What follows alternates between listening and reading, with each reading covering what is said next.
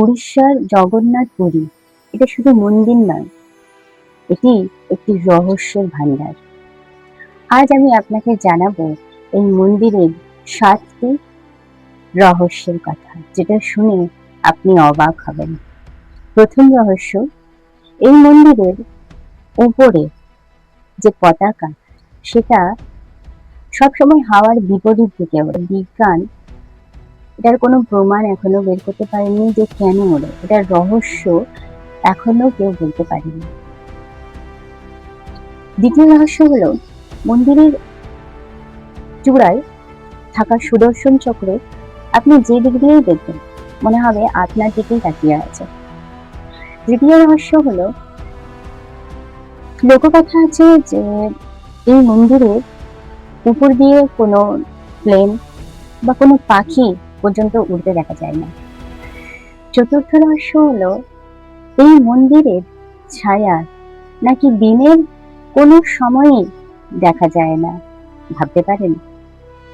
পঞ্চম রহস্য, এখানকার রান্নাঘর পৃথিবীর সবচেয়ে বড় রান্নাঘর, আর এখানে একটার ওপর একটা হাঁড়ি বসিয়ে রান্না করা হয়। আর এই রান্নার মধ্যে সবচেয়ে আশ্চর্যজনক বিষয় কি জানেন?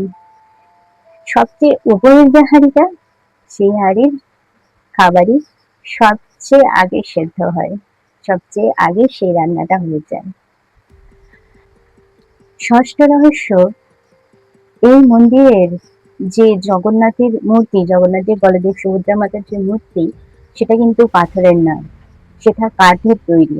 অনেকে এটা জানেন, সবাই প্রায় জানেন, কিন্তু এটা হয়তো অনেকে জানেন না যে এই মন্দিরের মূর্তিটা কিছু বছর অন্তর নবকলেবর পদ্ধতিতে বা রীতিতে এটা নতুন ভাবে তৈরি হয়, আবার নতুন ভাবে গড়া হয়।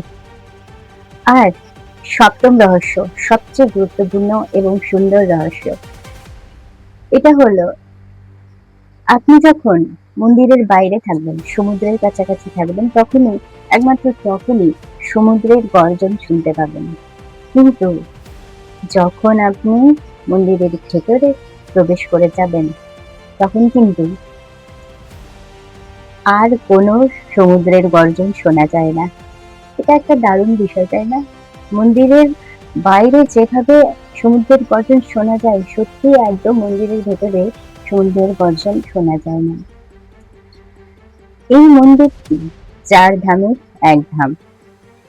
এখানে সারা পৃথিবী জুড়ে মানুষ রথযাত্রা বা অন্যান্য অনুষ্ঠানে এসে থাকেন এবং সবাই এই মন্দিরকে খুব ভালোবাসেন।